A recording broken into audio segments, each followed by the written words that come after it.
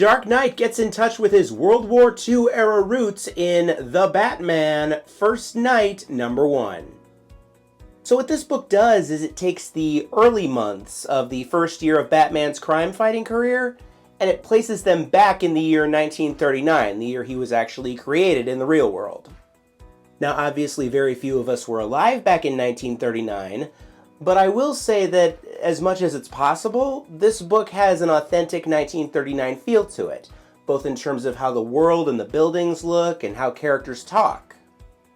And of course, Batman is wearing what I would consider a modern interpretation of the costume he wore in his first appearance back in 1939. I've got a soft spot for that costume, with the purple gloves and the slanted ears. In a lot of ways, it's the true face of Batman, if you take my meaning. The big draw for me on this book, no pun intended, was the art of Mike Perkins, along with colorist Mike Spicer.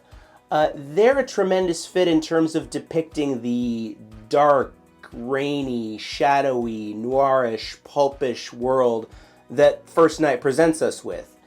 In fact, I'll go as far as to say that if comic books had been this mature back in 1939, I'd wager this is what Bill Finger and Bob Kane probably would have wanted Batman to look like.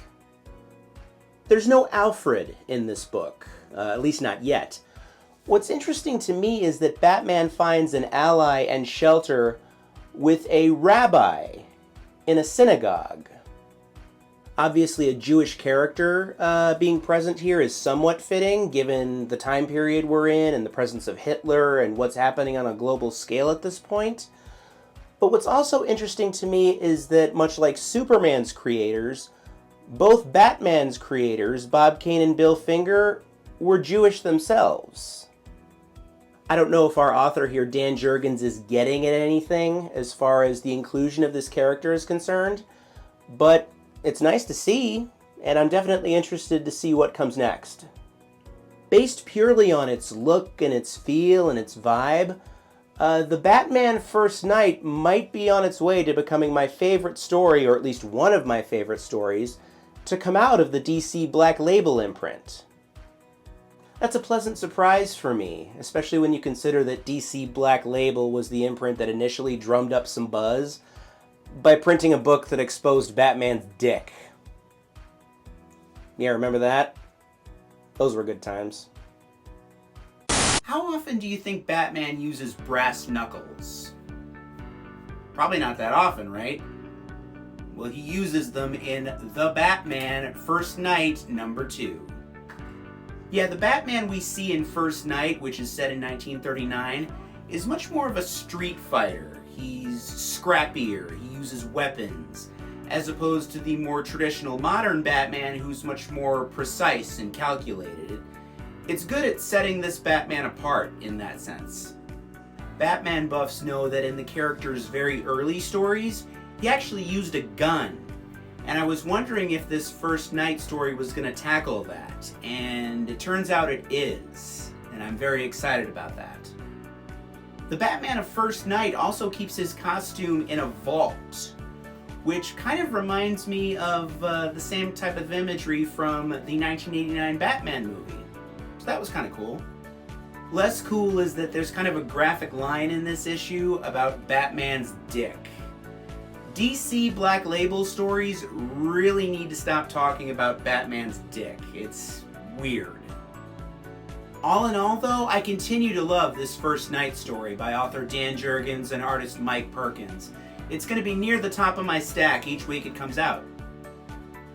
The Batman First Knight #3 is the end of the story? Oh man. That sucks. I mean, no, the book doesn't suck. It's actually quite good.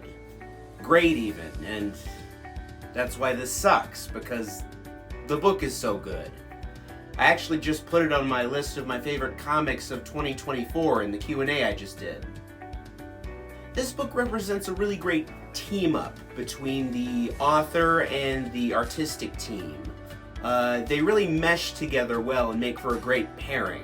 Our author here, Dan Jurgens, is probably best known as a Superman writer, He famously worked on the death of Superman in the early 90s, but yeah, apparently he's got a flair for World War II era stories. Who knew? This issue, more so than the others, I think has kind of an old Hollywood look to it. And I believe that's because of how our artist Mike Perkins and our colorist Mike Spicer rendered Julie Madison, Bruce Wayne's love interest. There's an early scene in the book where she comes in and finds him dressed in the Batman costume, where that's really evident. It's amazing work. The story does resolve the dilemma of Batman's temptation to use a gun rather quickly, but it's effective, so I can't really complain. I want more of this. Give me more from Jurgens and Perkins and Spicer. Get this team back together for another round. They've earned it. I would resist the temptation to call it the Batman Second Night, though.